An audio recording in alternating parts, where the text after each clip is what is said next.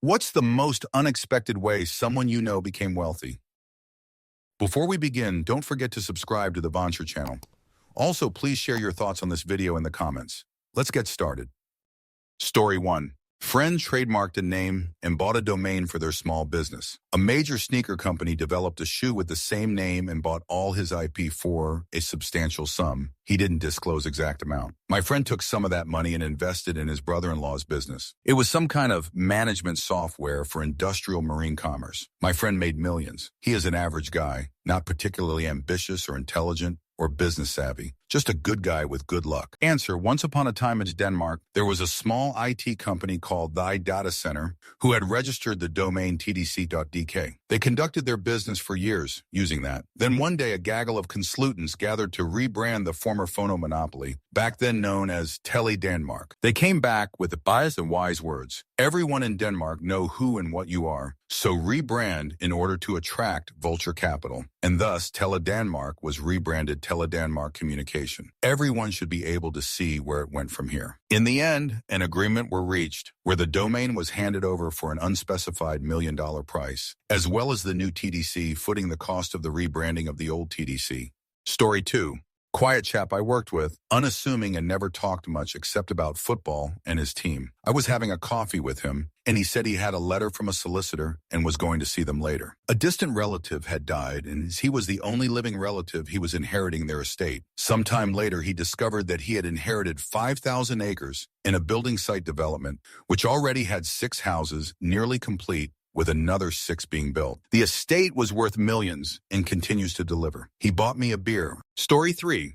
The guy who invented smart food, popcorn, lives in my town and we have some mutual friends. The unexpected part of his story is that popcorn wasn't what he was originally marketing. He had come up with an idea for a resealable chip bag. When he was pitching his product to investors, he made some popcorn to put in the bags to show how the bags worked. The company disliked the bag concept. Why would they want to prevent chips from going stale? That would cut into the sales of more chips. But they loved his popcorn. A stoner's blend of popcorn and Parmesan cheese. PepsiCo now owns Smart Food, and he's worth millions. Story 4. I worked at Microsoft on this project called the HoloLens. It was a fun project, but after 10 years, the price was still too high and the headset was still too bulky, and Microsoft wanted to concede the consumer hardware market to Apple and others, so it all got canceled. My job was to make games for the HoloLens in a tiny studio within Microsoft called LXP. When the studio was dissolved, the lead of the studio left to create a startup and invited me to join. What's the project, I asked? I don't know yet, he said. We'll figure it out together. 7 other guys said yes to this. They had savings or wives that made money anyway. I didn't have that. I said no. They called the company Against Gravity, since the HoloLens prototype was called Grav-A, which I thought was funny. A year later, I saw they were making a VR chat app that they were just giving away for free. I felt good about my decision to pass on bringing the 8th member of this studio. The art looked like dev placeholder art. A few years after that, my old PM Nick's voice was coming through my radio on the way to work. He was the guest on NPR's Planet Money. He was there to talk about how the little startup was now worth over $3 billion.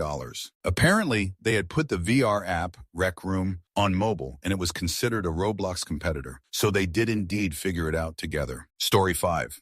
My mom's friend's daughter became a millionaire overnight in a weird way. The girl's dad walked out on her family when she was in kindergarten. She did not have a relationship with him, and he didn't pay child support or visit or any of what a father should do. He just left, and the mom really had to struggle to make ends meet for years. When the girl was finishing high school, the dad got hit and eliminated by a FedEx truck, and she was left with $1 million settlement. Answer: I meet a girl with one similar story. Car accident when she was like 2, she was fine. Mom was eliminated. It was a dump truck that hit them. Lawsuit, and she had like 2.3 M in a trust for when she turned 18. When I met her in college, she told me she just cashed the last 20K CD. What? Yeah, she claimed 2M isn't what people think. You buy your dad a new house, a truck for him and one yourself, some jet skis, a couple vacations, clothing, 4 years of eating out and never working, and just like that, it's basically gone. WTF. Story 6.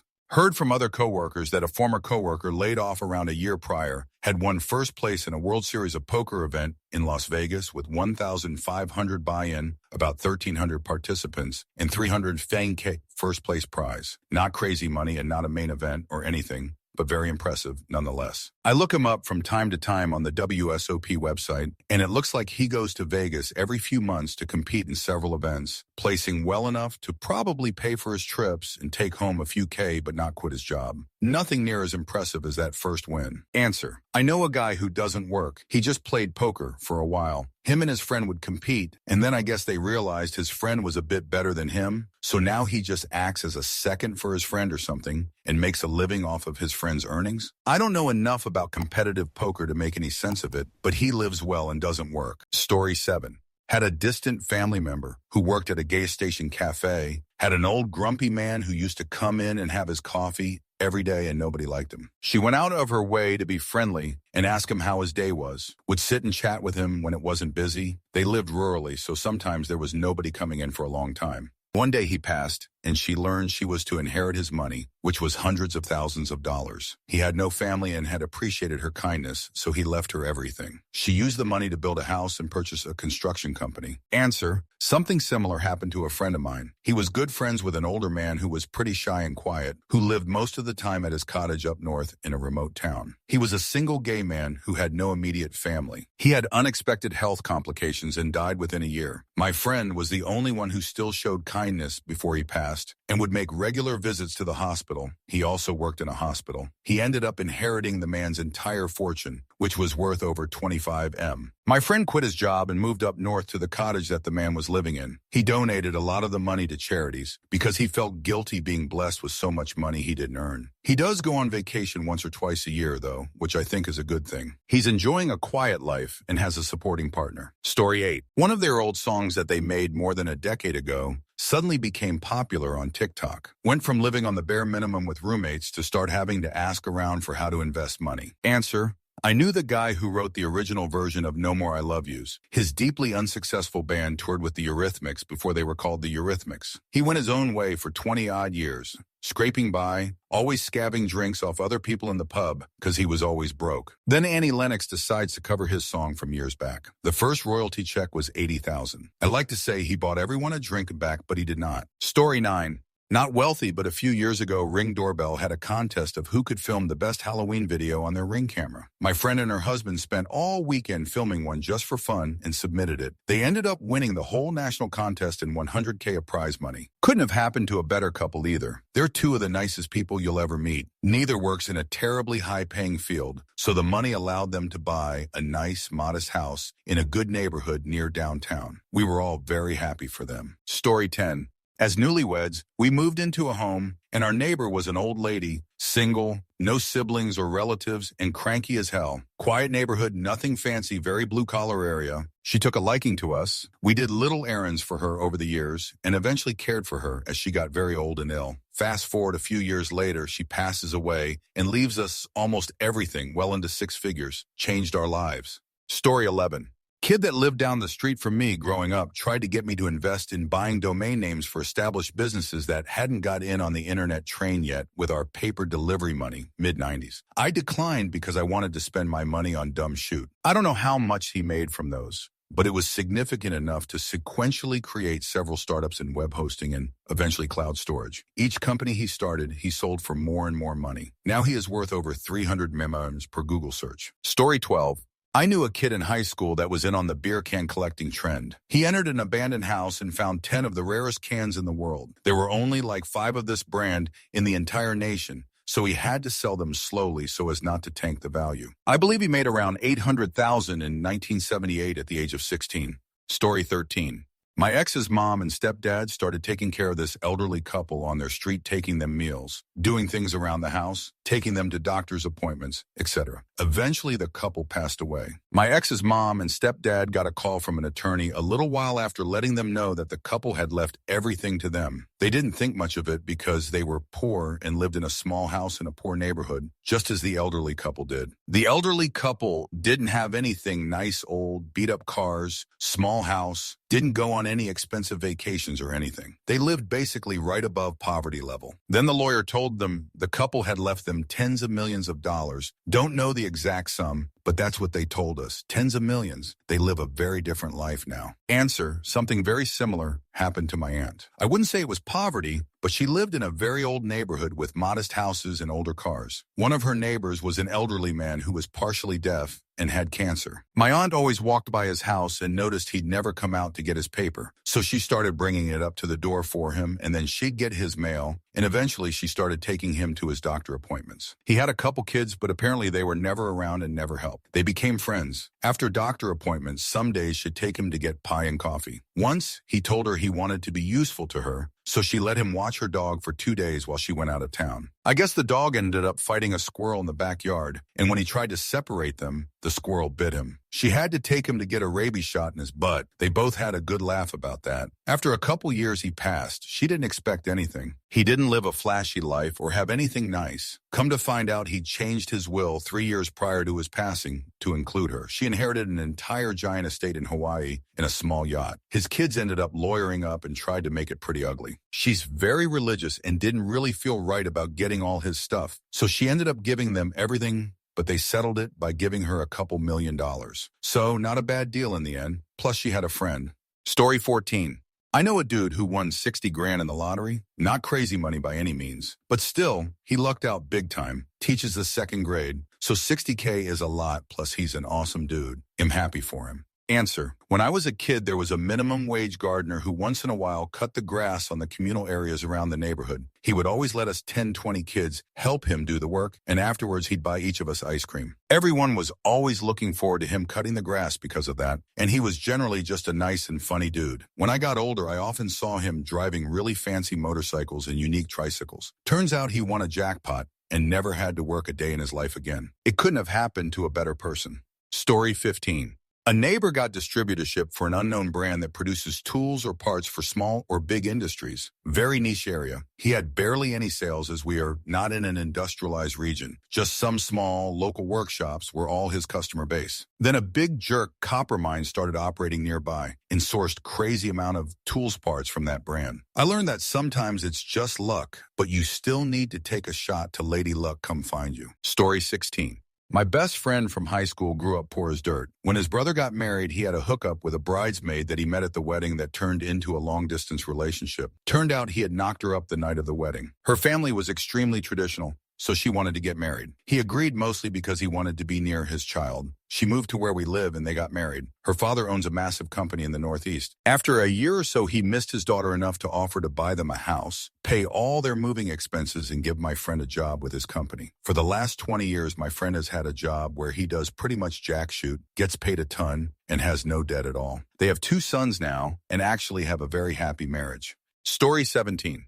My cousin was the great-grandson of a man who started a funeral service company in a medium-sized coastal city. His grandfather got dementia, and his father died unexpectedly in his 50s. My cousin was only 27. He was sort of a pothead and didn't demonstrate the business acumen to take over the company, so the grandma had to buy him out. His share came out to $4 million. Story 18. Guy I knew in college got hit by a truck as a child. He was pretty fudge up, but eventually made a full recovery. He never said exactly how much he was awarded from the settlement, but he said it was enough that he would never have to work a day in his life. He said he was just going to college for fun. Story 19. One of the richest guys I know in the city I grew up in. His idea was buying Hershey bars in bulk and rewrapping them for weddings, retirement parties, and corporate events. That's it. Buy the bars, print novelty labels, rewrap them, profit. He made tens of millions. Story 20. Dude I know had a small printing business. COVID hit and the government threw millions at sign printing. He landed one of the contracts. Silly time that was. He's playing golf every day now. Story 21. Heard of a dude that fudge tackled an active shooter in Australia, got 2.5 M from a GoFundMe. Well earned, mate. Story 22. This didn't make me rich or give fudge you money amounts of wealth, but back around 2010, I wanted to just learn the basics of mobile development and created a flashlight application. Over its life, just a few years, the app generated about 80K. It was less than 2 hours of work, and I had zero ambition with it. Much of that money went to my kids' 529 college savings account. My oldest graduates this year, and that money will pay for their college. It was a decent amount invested at a good time, and some more has been added, just not as large quantities. Story 23. A guy at my church invested 1,000 in crypto and turned it into 3 million. He retired after that. He was around 45 years old and already had money saved. Story 24. Two of my best friends randomly marry girls who are obscenely wealthy to me. One girl's father invented a medical device and make millions off of royalties every year. He knew she had money when they got married, but didn't know how much until after. He contributes about 20 of his pay to the household, and the rest is basically fun money because they're not worried about retirement. He squirrels away some money on his own in case of emergency, but they will probably retire before 50. Other buddy married a girl who inherited a business from her family. Her father made a couple million and then sold the business to her over several years.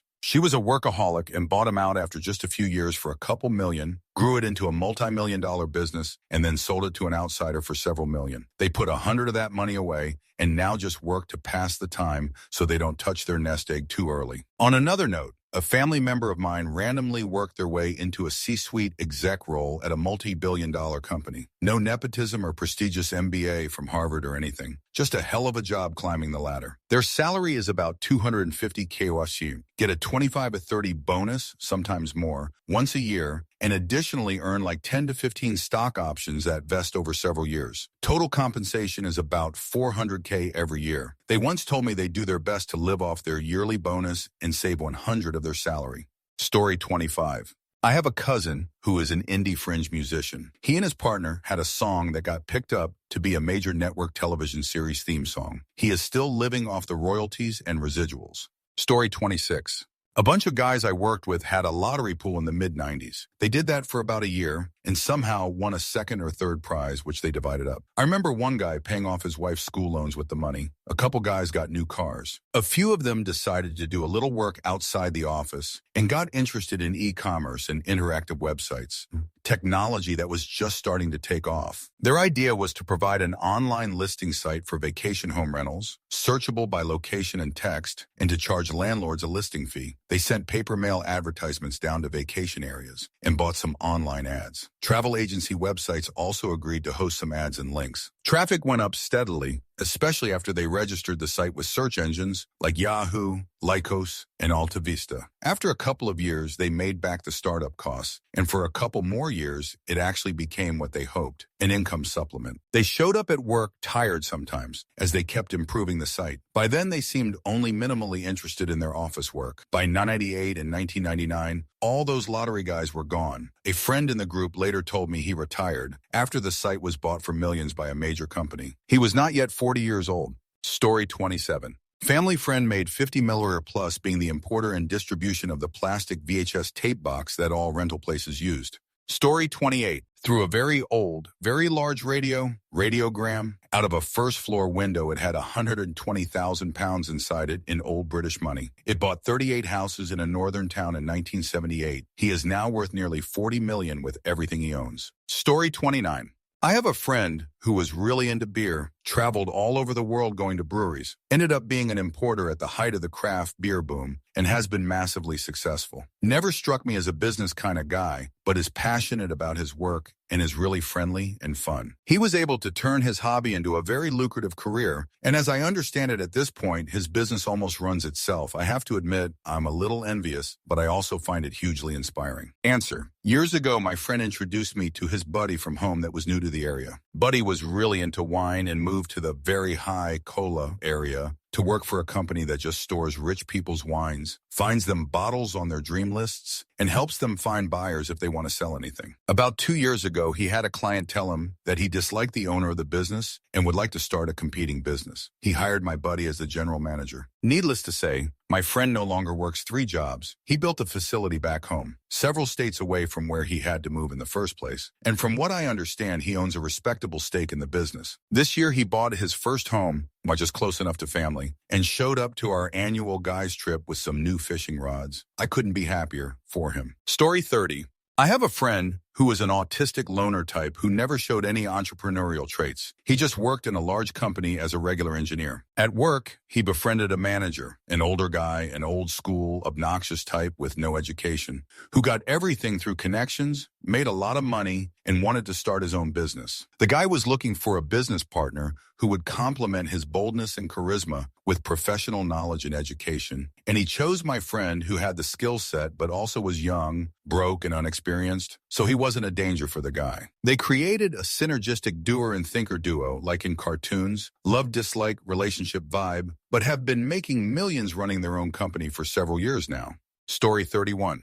A friend of mine started doing yard work for the owner of his shop when the owner got sick. Slowly, the owner opened up to him and let him in his house, which he was very embarrassed about. He was a hoarder. My friend kept it all quiet as to not embarrass him and cleaned it all up. As the man's sickness got worse, my friend kept him company and visited him often, and they developed a true friendship. My friend was one of the only people this dying man had left at the end. When he passed, my friend found out there was a special clause in the will that allowed my friend to buy the house for pennies on the dollar. Now my friend owns a house in an affluent neighborhood worth close to $1 million, but pays very little for it. Story 32.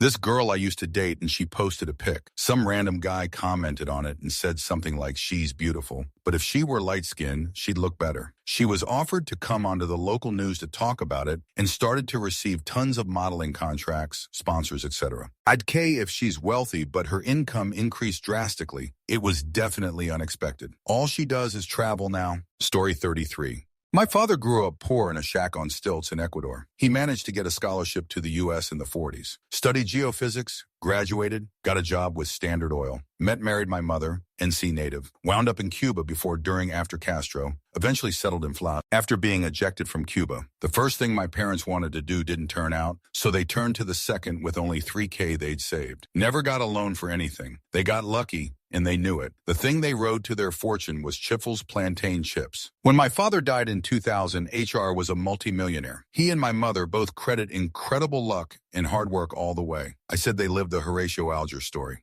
Story 34. Years ago, my dad's cousin and all the farmers in the area lost their cotton crops to unseasonable rain. The other farmers took their insurance payouts and gave up on the season. My dad's cousin, against better advice, decided to do a second planting. There was just enough growing season left, and all the conditions lined up just right, so he got a hell of a cotton crop out of it. Being the only farmer in the area with a significant crop that year, he was able to sell at a much higher price. He leveraged his profits to buy the cotton gin the following year, and he used those profits to buy more land farms. And he's invested in a number of other things. For a fella who started as a small-time cotton farmer in the 1970s, he is living a very cushy retirement. Story 35. He had a small surf shop in the UK. In the 80s, on a surf trip to Australia, he ended up talking with some Aussies who had their own board short brand called Billabong. He did a deal to use their name, so he could print and sell t-shirts and board shorts with the brand logo from his shop, and also did a few deals with other surf shops in Tenerife and Portugal. The Aussie company got larger and branched out to Asia and South Africa,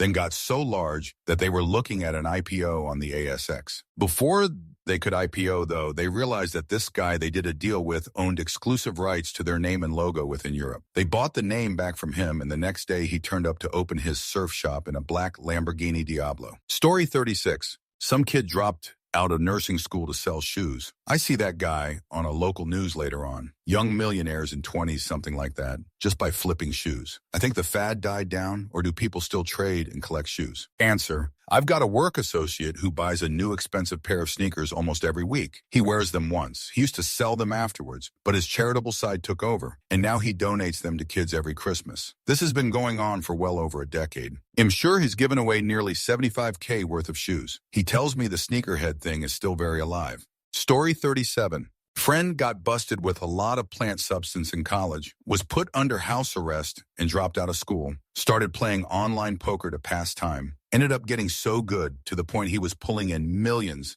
and winning seats in professional tournaments. Story 38. My uncle won $250K on the TV show Who Wants to Be a Millionaire back in the day. He also won a Harley-Davidson motorcycle and a Chevy Cobalt from a raffle event. Luckiest man I've ever met. Story 39.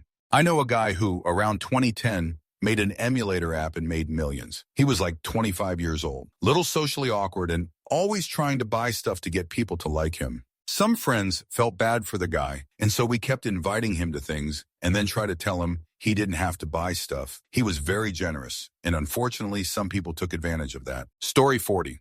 Taught their dog to bark the Toyota theme song. She got to do the commercial where you hear the Bob bark the jingle. They paid her heaps. Story 41.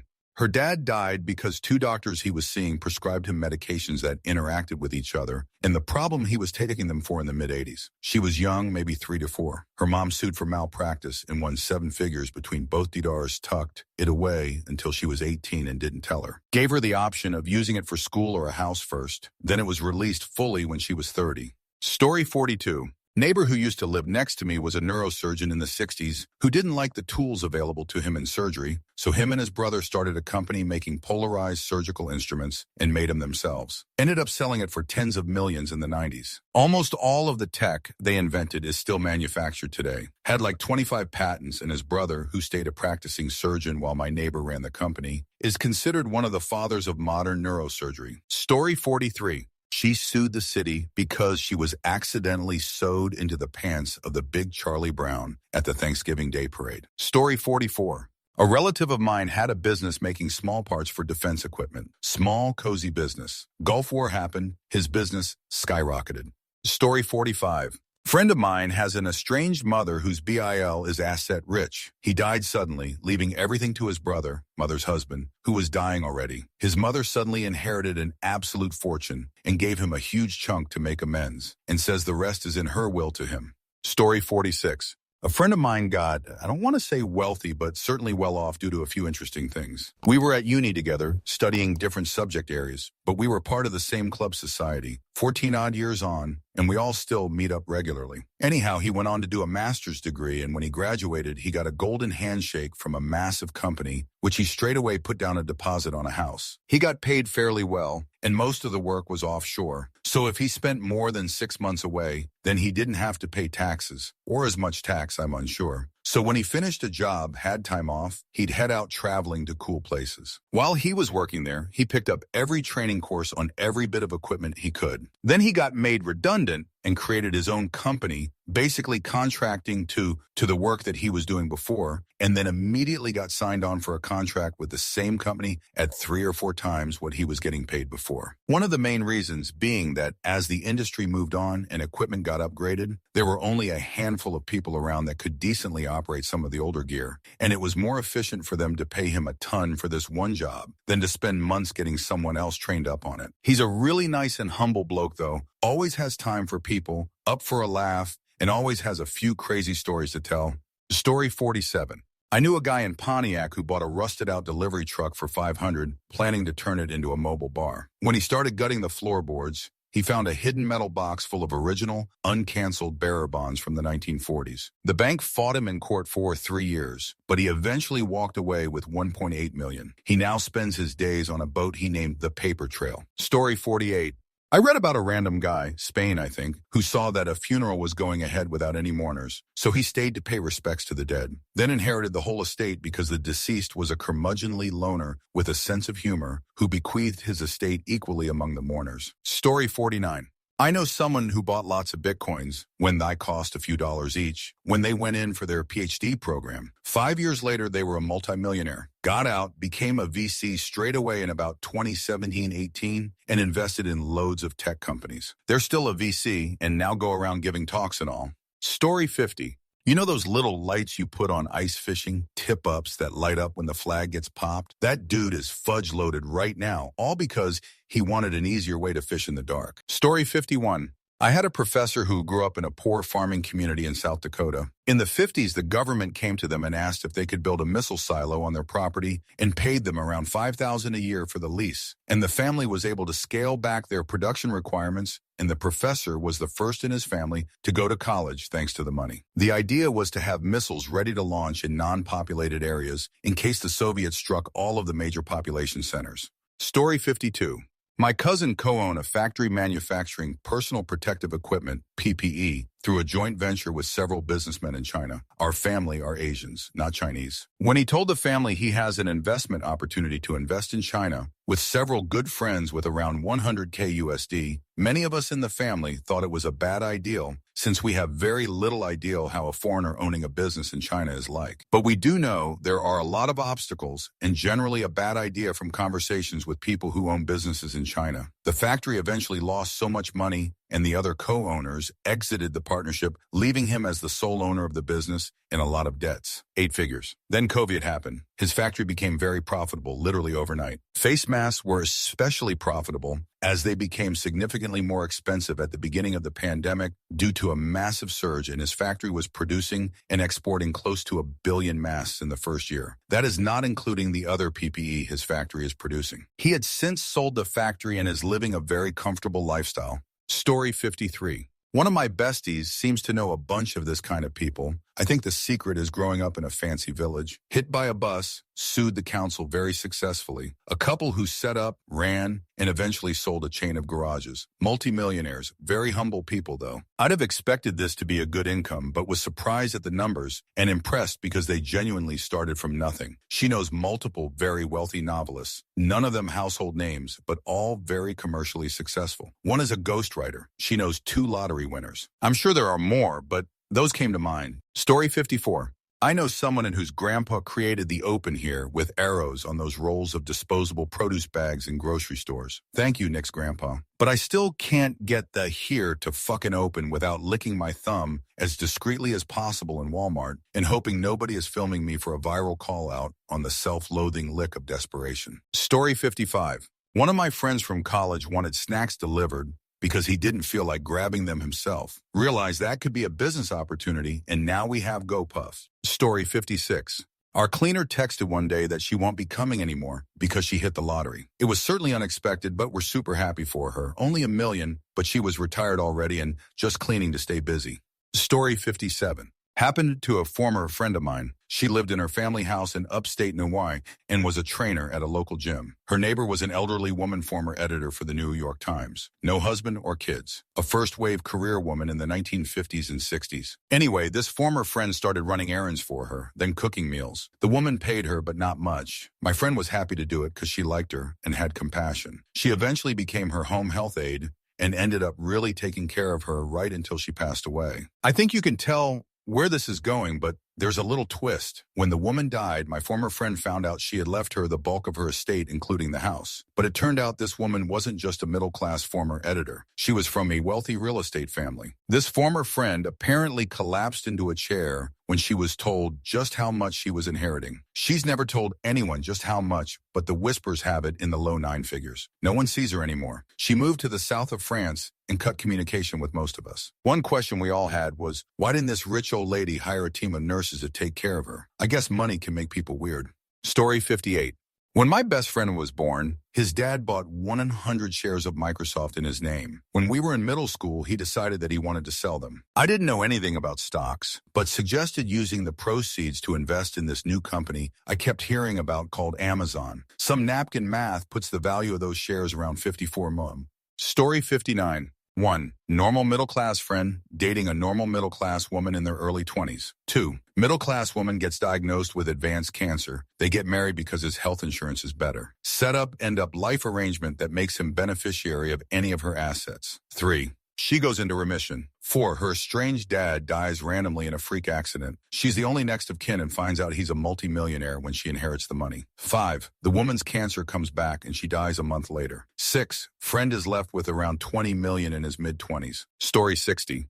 They only had $1 left, so they decided to buy a scratch ticket. They won $2, so they bought another one and won $5. They decided to buy another one and won $20. They decided to buy one more and won $10,000. I was just standing there in stunned disbelief, watching the whole thing, thinking they were an idiot for wasting their last dollar until they won. Story 61. Sued the government on behalf of Big Oil for overpaid taxes and fuel. He ended up with billions, and now we have red diesel for untaxed diesel. Story 62. I knew a friend of a friend who created the $1 Million homepage. It was a single page and sold each pixel for $1. He made a clear $1 million while still at university. It's admirable as such a unique idea at the time. Story 63. Family friend has a bunch of land in central Louisiana, passed on from her grandfather. Turns out they stumbled across oil in the back portion of the property. Since they own the mineral rights, they get mailbox money and are beyond wealthy. They live a normal life, nothing flashy, so you would never suspect anything. Very kind and generous people. Story 64.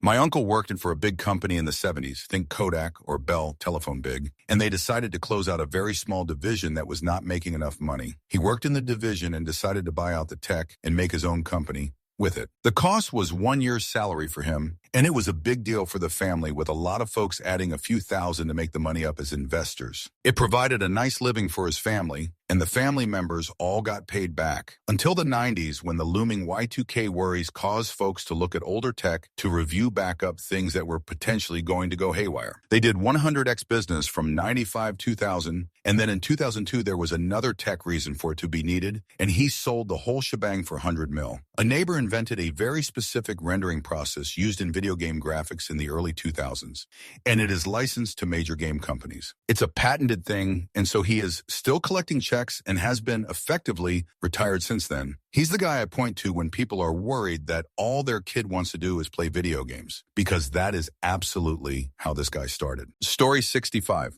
A few years ago, a friend of mine unexpectedly gained a massive estate. He did not know it was coming. He suddenly had unlimited money to do whatever he wanted, travel wherever he wanted. He didn't have a loud personality, so he didn't flash his money, but there were signs. One of those signs is that he would go on vacation a lot. He would fly home more often to see his family. What was once every few months turned into every weekend. Another sign is his pay-it-forward mentality. If you were all out to dinner as group, he would quietly go to the waiter and pay for everyone. You didn't know he was going to do it, but he just didn't want people to worry about the bill. Sadly, he passed away this year of pancreatic cancer. You can't buy your way out of that. He invested a lot of his money, but never truly got to experience the long-term benefits of that. Story 66. A guy I knew worked at a private country club, and he told me about the richest member there. He was some kind of engineer. Early in this man's career, he invented a new type of shutoff valve for gas pipelines. It is almost used exclusively in all gas pipelines around the world. The man is a billionaire. Story 67. Tape. I knew a woman whose Phil had invented different types of tape that were used by large manufacturing companies. Story 68. Pre-online Ticketmaster met a 16-year-old who was savvy enough to be a form of Ticketmaster online. He had his own ticket selling place online. At 16, he was a multimillionaire. Story 69. I was wealthy on paper, then it was gone. In 2019, I purchased about 12,000 Terra Luna crypto coins for about .034 each and just forgot about them. A year or so later, I checked, and they were worth about 600,000. They kept going up until they were worth 112 in each, a paper gain of 1.4 million. I sold about 150,000 worth to do some major work on our home and was thinking about how to cash out more while minimizing taxes. Then suddenly in 2022, the Terra stablecoin broke its peg to the US dollar, and the value of the Luna dropped from 112 hundredths to about 0.1 each in 3 days. My investment went from 1.2 million to 12 million in 3 days. There is a very important lesson I learned. Take some of the profits on the way up. Story 70. A cousin started giving music lessons online. Made so much money he didn't know what to do with it all. So he started buying small apartment buildings. Now he runs a substantial business with a series of properties that have 6 or fewer units each. He loves Chicago 3 flats. Story 71.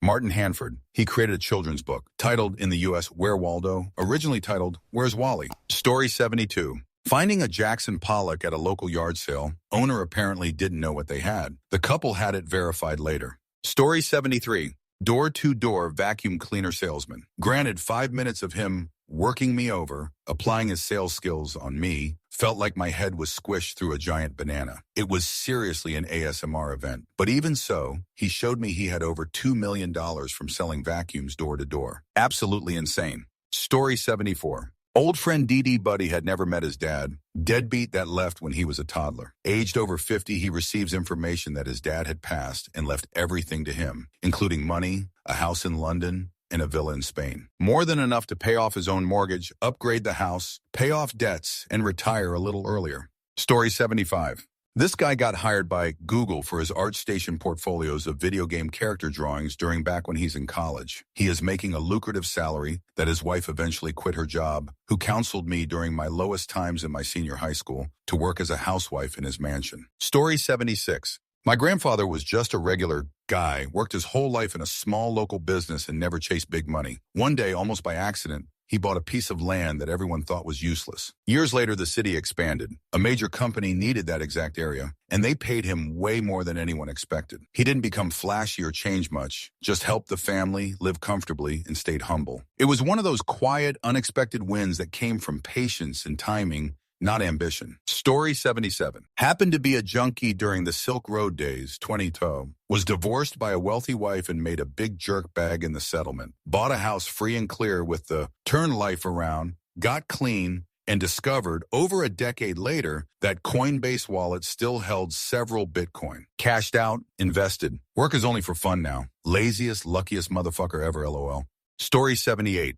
A friend of mine used to be a substances dealer. In the late 80s, he needed to legitimize and wash some money, so he started flipping machines he found on Craigslist. One of those machines was an old golf cart. He doubled his money on it, so he looked for more golf carts. Shortly after that, he brought in a partner who was a mechanic and a substances dealer. Together, they built a huge golf cart sales and repair business. They are now retired and worth millions. Edit, typo. Story 79. A friend of a friend won about 40 million Canadian dollars in the lottery when they were in their early 20s. They had a lot of fun for several years. Story 80. Two friends partnered up out of high school and started a strip club and importing racing fuel for their hot rod hobby. Both businesses became extremely profitable, so they split and each took one business. Both are many millionaires. Story 81. Guy with no money but a nice family and good high school education in the 50s bought some used cars, resold them, started used car lot, treated people well, and had a lot of return business. Started a new car dealership, which was successful. Ended up with about a handful of dealerships. Died in his bed with round-the-clock home nursing care in his 90s. Nice man. Raised a great family. The American dream lived. Story 82. Counter-Strike weapon skins. Back when CSGO first started accepting user submissions into the game, I told my friend who's a talented 3D artist to have a look into it. Both of us played CSGO anyway, and we were about 18 years old at the time, so nothing to lose. His first ever submission got accepted, and Valve started paying him $25K per month for his weapon skin every month. He had to establish himself as a business for tax reasons. Shortly after this, he got another submission accepted and was pulling in anywhere between $40K, $50K per month. 10 years later, he's bought a nice house outright, drives a supercar, and is pretty well set for life. He still gets paid, although not as much anymore as it gradually dwindled. Him and I are still close friends, and he's done a lot for me over the years. So I'm super happy it worked out for him the way it did. Story 83. A former coworker of mine got in on the ground floor of the Fudge NFT craze a few years ago. After he got fired, he divorced his wife and spent his time day trading instead of looking for a job. He met a guy on Discord that convinced him to buy a few Bored Ape Yacht Club NFTs. A few months later, the NFT shoot, specifically Bored Ape, exploded. He sold his NFTs for a shoot ton of money before it crashed and put that money into other crypto shoot. It low-key pisses me off. Bro essentially failed upward. He was just in the right place at the right time and was willing to take a stupid risk that wouldn't have paid off 9 of the time. Story 84. I had this substances addict friend who would buy junk food and substances online on illicit sites. He was an unemployed NEET who was living off an inheritance for years, burning through it, buying stupid shoot online every day, and inching closer to ODing with every purchase. How'd he buy all this shoot online, you ask? With Bitcoin and buying stuff off the Silk Road. When was he doing this? Oh, right around 2012, 2013. I'm sure you can see where this is going. Dude became a multi-millionaire overnight, used his newfound wealth to get himself clean, moved out of the country, became an intense whiskey collector, but not drinker, and is living out the rest of his life doing whatever he wants. The guy hoarded Bitcoin while it was like 0.02 a piece, so he made an unfathomable amounts of money. Story 85. A career waitress at the restaurant I worked at to pay for college used to have a real soft spot for this older guy that came in 4 to 5 times a week for lunch. She got to know him over the years, listening to his stories, bought him Xmas presents every year because he was so alone in the world. He left her a fortune because he didn't have any real family. She had no idea he was wealthy. He was a very low tipper, drove a pretty basic car, dressed nondescript. Story 86. My grandfather passed and my grandmother started dating a new guy. He was an on-the-road salesman. This was like 40 years ago. He sold pants pockets. Apparently, clothing manufacturers at the time would just buy fully made pockets and stitch them in. Who knew? Story 87. I met a friend through a mutual friend. He was mid-20s, party animal, super goofy, enjoyed cocaine and acid, but was a very kind person. He also drove about 4 different vehicles, a couple early 2000s Ford Focuses, a minivan, and a mid-90s for F-150, all busted jerk vehicles that barely ran. It wasn't until about a year or so after knowing him that I found out he was very comfortable financially. He got lucky and became the president of a small-town bank right out of college, and he had been buying, flipping, and renting out cheap houses in about 3 different little college towns. I was told he makes a few $100,000 a year and saves most of what he doesn't invest. My mind was blown when I found out L. Story 88. I know a guy who dreamed of being a cop since he was a little kid. He got on the force and disliked it. He even disliked it despite knowing it wasn't anything like the cop shows. Desperate to do anything else, he sits down for an interview for a job selling roofing, figuring he'll do it to pay the bills, while he figures out what he's going to do with the rest of his life. He ends up loving it, starts his own company when his mentor retires, goes through the startup, build, acquisition cycle with 2 different home improvement companies, and is now running a national-level company with dozens of local branches. Story 89. I worked for a major vape juice manufacturer about 10 years ago. It had huge potential and was at the head of a booming new industry. They made insane amounts of online sales, but the business was just started by 2 guys in a garage, and it blew up too fast for them. They went through 4 CEOs in 4 years, spent tons of money on harebrained ideas and training seminars, rampant nepotism, hired and fired seemingly randomly, a real mess. They brought in a new CEO one time, and he laid off about 25 people in a group right away. For some reason, they all got 2-month severance, though. One of the guys I knew in passing dropped it all, about 2,500, into Ethereum, and less than a year later had about 450,000. About a year later, the company shut down, LOL. Story 90. I got lucky with Bitcoin and made enough to pay for half my house. If I'd invested 6 weeks earlier, I'd have retired at 30 with significant wealth. Story 91. Growing up, one of my neighbors was going through a very rough patch. They were in the scrap dealing business and used to export the metals they sorted. Policies changed, they got cheated, and ended up shutting down the business. Sold off everything apart from their house, the license to the business. The neighbor somehow had the farsightedness to make the annual license payments, despite the business being closed, and he used to borrow money from my dad to make the payments. Fast forward 2 decades later, the policies changed overnight. Business got extremely lucrative, and everyone rushed to set up new plants and secure licenses. He sold his license, which he had been paying circa $5,000 a year to maintain, for over $2 million. Story 92. Grade school friend's father was a lawyer on a successful multi-billion-dollar class action lawsuit. I think his cut was around 300 million. Before he bought his own jet, he regularly chartered quarterback Vinny Testaverde's Learjet, which I rode on a few times. Story 93. My friend had a brother who, at some point, had an accident in a public pool. He basically drowned but was still alive. He needed full-time care in a home for the rest of his life. The parents sued and won a few million for the boy's care in the settlement. Eventually, the boy died, and the parents were to receive the rest of his settlement. The mom was estranged at this point, and not too long after the dad passed. My friend ended up receiving a couple million from the dad's passing. Story 94. He bought a 3-letter domain name in the mid-2000s, and some huge company bought it off him 5 years later for $100,000x what he paid for it. Wasn't retired and lived the rest of your life money, but I'm pretty sure he didn't work for a few years while he was in school, and that money is what paid for that. Story 95. A guy in my hometown that worked the registration desk for my doctor's office got to be on Who Wants to Be a Millionaire when Regis hosted. He was a nobody before he appeared on the show. An overweight comic book nerd in his 20s that was still living with his parents in small blue-collar Midwestern town. So, to everyone's surprise, he won. He got the million or whatever he won after taxes. He ended up buying a nice new 2-story home outside of town all to himself. He fell in love with a girl that was overly attractive and worked as a nurse at the same hospital he worked at. But when the money dried up, which I imagine took no time at all even by 1999 standards, his spouse left him and he had to go back to his registration job. He can still be found there to this day,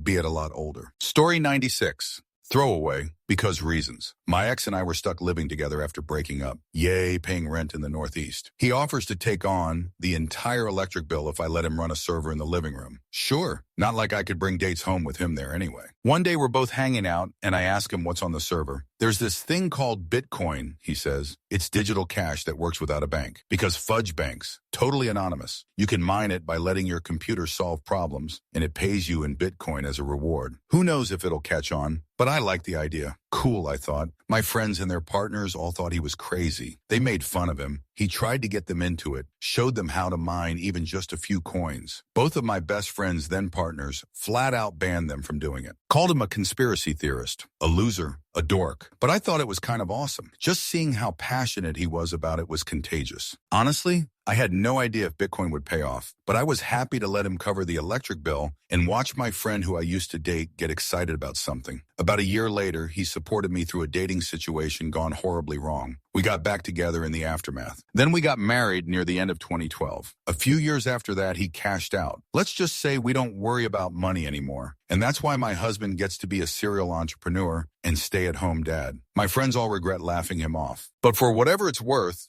I didn't see it coming either. Story 97. First, that comes to mind is a guy I know who has never, that I can tell, had a real job, travels around the world loads, has tried to get some less than good bands going. Also a YouTube channel. I recall him saying something about money from modeling when he was a kid. But the reality is clearly just that one of his parents is or was a presenter on Gardner's World and has thrown money at him. Story 98. A friend's dad owns The Competitor to Post-it Notes, has a few houses and travels a lot, made something similar and ran with it. Story 99. I have a friend who became wealthy unexpected when he was left a huge inheritance from a wealthy older woman he hardly knew. Story 100.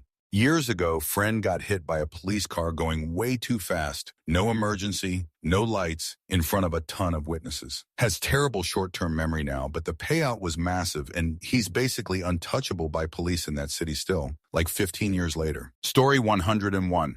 My best friend growing up got laid off as an accountant and was forced to go work with his dad, a retired school teacher selling hearing aids on the side. He disliked it. Fast forward 30 years, and he sold the business for tens of millions. I don't know the exact amount. Edit. I should say that I have known several successful business owners, and the one thing they have in common is that they are naturally energetic people. Can't sit still, always going by nature, and since childhood. This is not a trait one can learn. Some people are born that way. Story 102.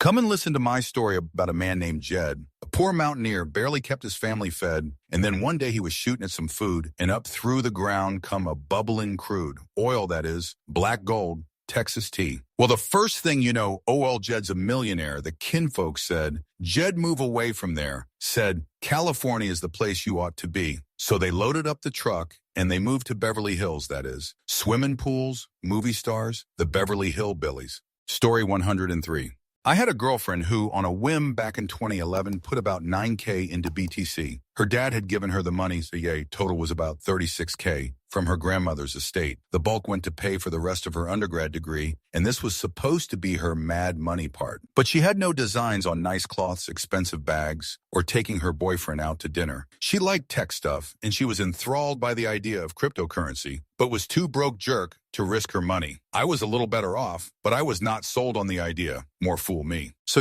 she accumulated something like 1050 BTC over 2 years when the price was under 10 per BTC. Unfortunately, we were naive kids and neither of us had any concept of just how at risk this really was. She kept it in multiple hot and cold wallets, but she kept the biggest bulk, 300, in a place called Mt. Gox, which promised a degree of safety but instead pretty much allowed scammers to rip people off at will and had to declare bankruptcy in 2014. She sold another huge chunk, 400, when it hit 160. How she waited that long, I don't know. I would have sold at the first major spike, pocketing about $55,000 in profits. She tucked about 50 into a speculative wallet and started selling the rest as they hit different targets. But for a long time, she just held because it was going nowhere. In 2017, she emailed me to let me know she was shedding 120 for over 4K each, another 450,000 give or take. She let go of the last Majoy sell block in, I think, early 2018 at 12,000 per BTC for about 1.35 mil. She wiped out her parents' debt and was kind enough, truly, to wipe my college debt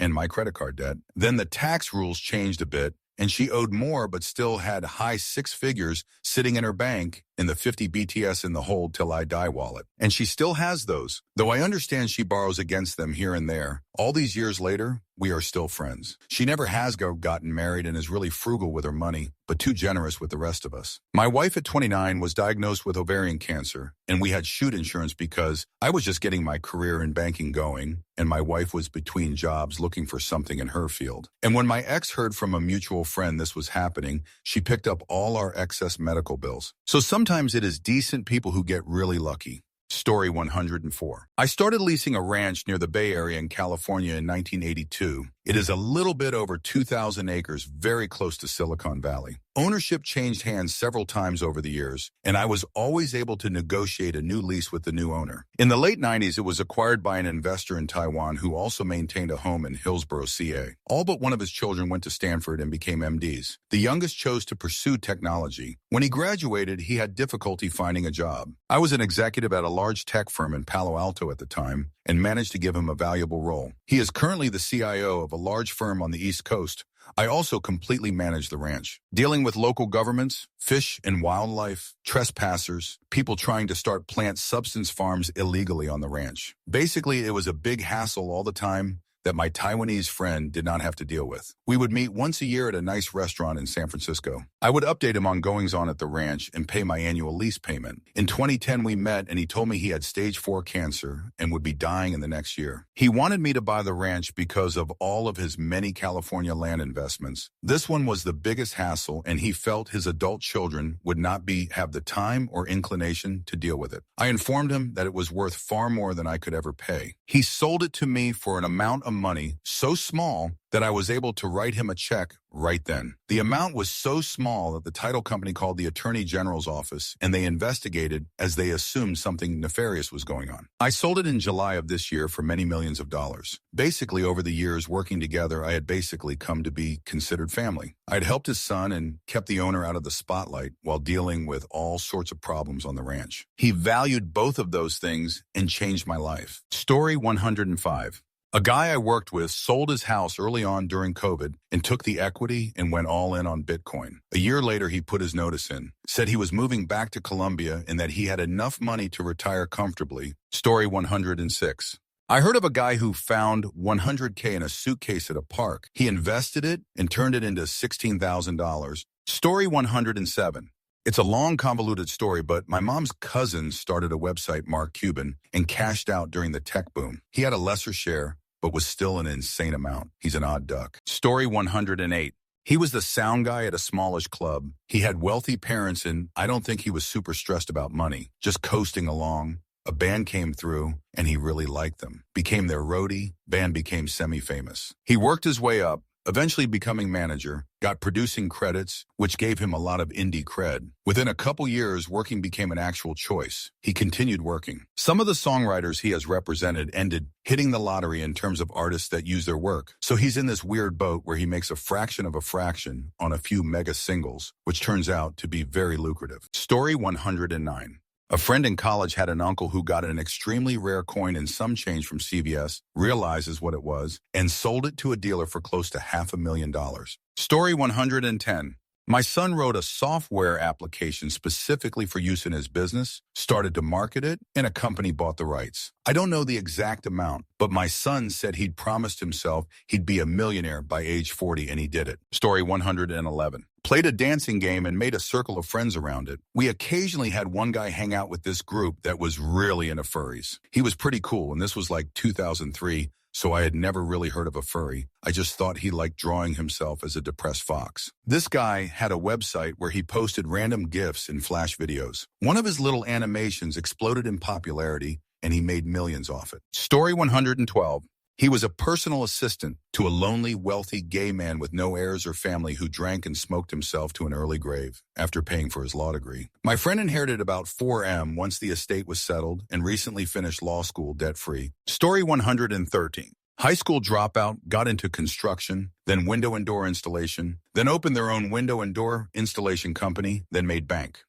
Story 114. I knew an old lad in my town here in Ireland. He was a bit odd, touched, was what we said, but in a good way, because he had a cure really showing how culty I am now, lol. Lovely old man you'd always stop and chat with. He lived just along the road to the older, very Irish supermarket that does a great deli. He cultivated roses and had the sweetest little white cat called either Baba Cat or the Rabbit, depending on how bold she was being that day. Just trying to set a picture here of an old lad in a little town with everyone watching out for him, keeping an eye on him, popping up with dinner for himself and the Baba Cat when he was under the weather. There was one woman from Poland who was living in her friend's box room, herself and her son, and working as a hairdresser. She would pop into him once a week with a bit of shopping for him and would cut his hair for him because it was physically difficult for him to get to the barbers and have it done, and he liked his hair short because it was less hassle. Big head of snow-white hair on him. All the years I knew him. This is going back years. I first knew him as a teenager who moved around the corner from him, and I'm in my 40s now. Worse luck. Anyway, he told me once that he viewed that Polish woman as a daughter and her little lad like his grandson. He told me she'd escaped an harmful behavior family by marrying an harmful behavior man when she was still a teenager. Ireland was her escape, hence her living in a box room with a 10-year-old boy. When he passed, she got everything. Her and her son still live there, and she's part owner of one of the best hairdressers in what is now a cosmopolitan big town that's slap bang on the Dublin commuter belt. She's fudge minted. The house alone is worth a fortune due to its location, right across the road from an Aldi and a hospital, on the old Dublin road, 1.5 hours from the city center. Fair play to her. A little bit of kindness goes a long way, guys. Story 115.